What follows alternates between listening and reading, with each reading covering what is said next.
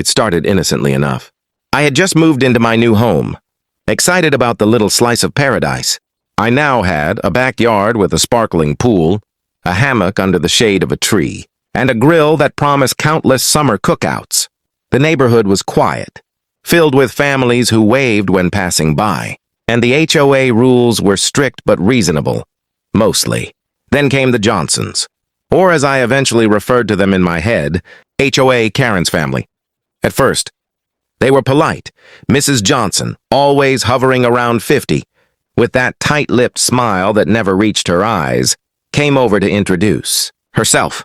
"We're so glad you're in the neighborhood," she said, adjusting the oversized sunglasses that made her look like she was always at the beach, even when it was 40 degrees outside. Her husband barely looked up from his phone, and the kids ran straight to the pool the second I turned my back. I didn't mind sharing, at first. Neighbors borrowing a cup of sugar, chatting over the fence, the occasional invitation to a BBQ, but the Johnsons had a way of taking things too far. Within 2 weeks, they were using my pool every day, sometimes bringing half their extended family with them.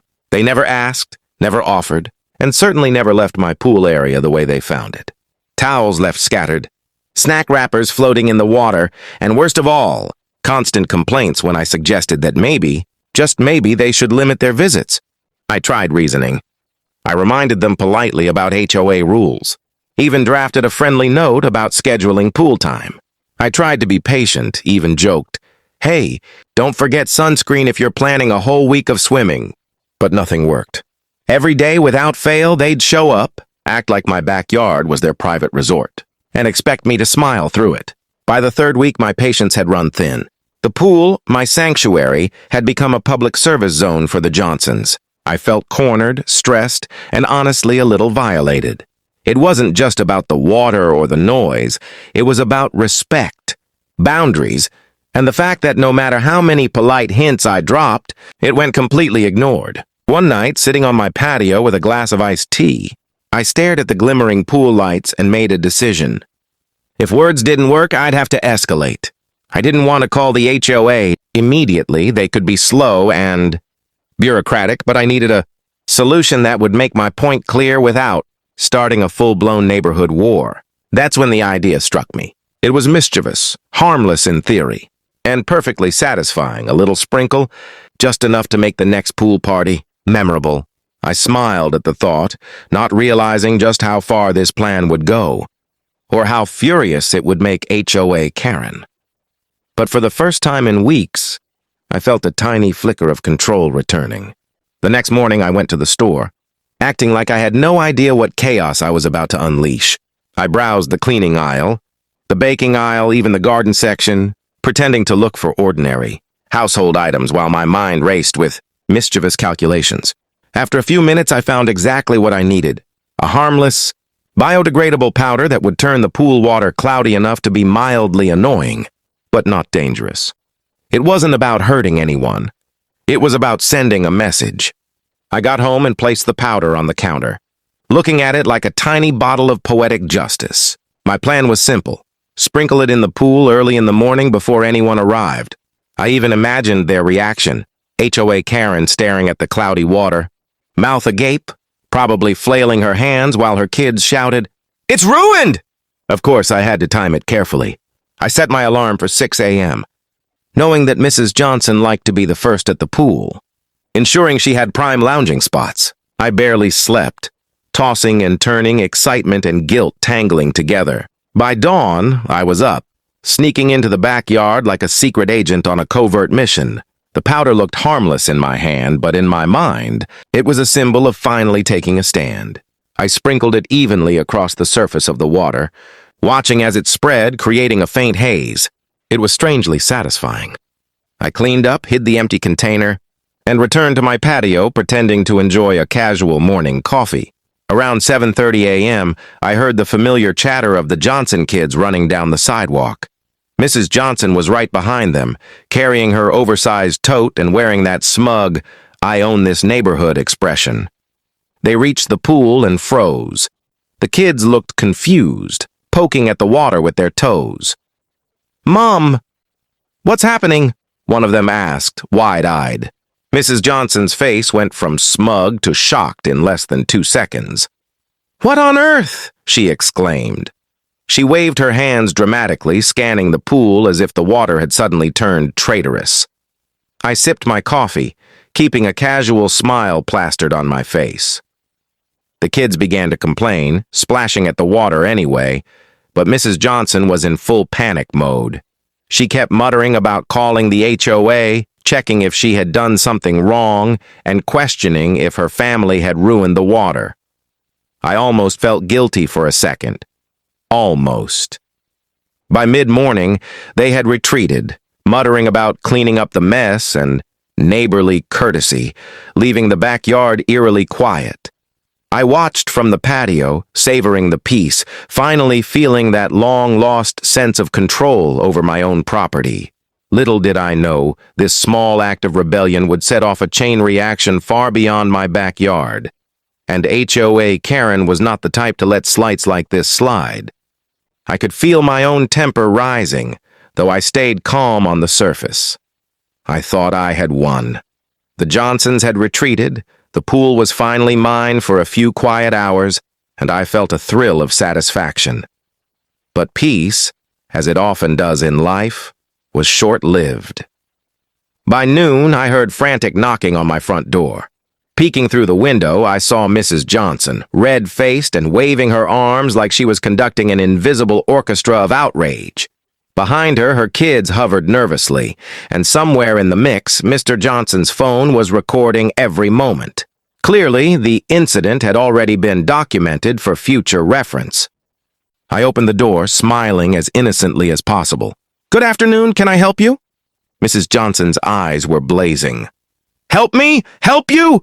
she shrieked. "Do you realize what you've done to our children? This is completely unacceptable. My kids were traumatized by the state of your pool." I blinked, trying to stifle a laugh. "It's just powder," I said carefully. "Harmless. Biodegradable. No one's hurt." "Harmless?" she gasped. "Do you know the rules of our HOA? Do you even care about property rights, etiquette, common decency?" She waved her arms so dramatically that her sunglasses nearly fell off. I could feel my own temper rising, though I stayed calm on the surface.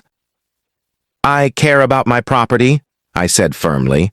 "I care about my time and my space. When your family treats my pool like a public facility, I have to do something to remind you of boundaries."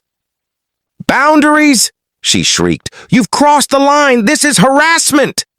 At that moment, Mr. Johnson finally stepped forward, muttering about recording the evidence and talking to the HOA. I nodded politely. "By all means," I said. "I'll explain everything to them." The Johnsons left after another 10 minutes of shouting, their children dragging their feet behind them, and I finally closed the door. The adrenaline was fading, leaving a mixture of guilt and relief behind. It was satisfying to reclaim my space, but now I was worried. The HOA could intervene, and I wasn't sure what rules I might have broken, if any. Still, as I peered out at the pool, the water calm and clear again after a quick filtration, I felt a strange pride. For the first time in weeks, I had taken a stand. The Johnsons had pushed me to the edge, and I had responded without losing my sanity or causing real harm. But deep down, I knew this was far from over. HOA Keran's family didn't take kindly to being challenged, and I had just made myself their target. What started as a harmless sprinkle of powder was about to spiral into something bigger than I could have imagined. The next few days were tense. I stayed close to home, watching for any signs of retaliation. At first, there were subtle hints. The Johnson kids staring from their yard, whispering and pointing, Mrs. Johnson leaving passive-aggressive notes in my mailbox about community spirit and sharing is caring. It was like living in a slow-motion sitcom, only my nerves were stretched tight. Then came the HOA meeting. I walked in expecting lectures, maybe fines, or at least some awkward stares from neighbors who knew the story. Instead, I found an audience ready to vent about unrelated grievances, leaving me time to carefully explain my side of the powder incident. I focused on calm reasoning. I wasn't trying to harm anyone, just protect my property. I highlighted the repeated disregard for boundaries and how my polite requests had been ignored. Surprisingly, some of the other neighbors nodded in understanding. One woman whispered, "Finally, someone stands up to them." Even the HOA president, who usually sighed at every minor complaint, seemed to get it. After a long discussion, the HOA decided no formal punishment was necessary, but they emphasized a gentle reminder to all residents about respecting private property. In a way, the meeting felt like validation. Back at home, I took a long swim in my pool, finally alone. The water sparkled, the sun warmed my skin, and for the first time in weeks, I felt a true sense of peace. I realized that while the powder incident had been a cheeky tactic, it was the act of standing up for myself that really mattered. Boundaries weren't just lines on a page, they were essential for respect, peace, and sanity. A week later, the Johnsons' visits became infrequent. They lingered in the neighborhood but seemed hesitant, almost cautious around my backyard. Occasionally, I caught Mrs. Johnson glancing over, still muttering under her breath, but she never crossed the invisible line I had drawn. It was subtle, but victory had a quiet satisfaction to it. No yelling, no fights, just acknowledgement that my property and peace were not negotiable. I also learned something about myself. Patience has limits, and standing up for yourself doesn't make you cruel. It makes you human. Mischief, like my powder plan, can be a tool, but it's only effective when paired with clear communication and firm boundaries.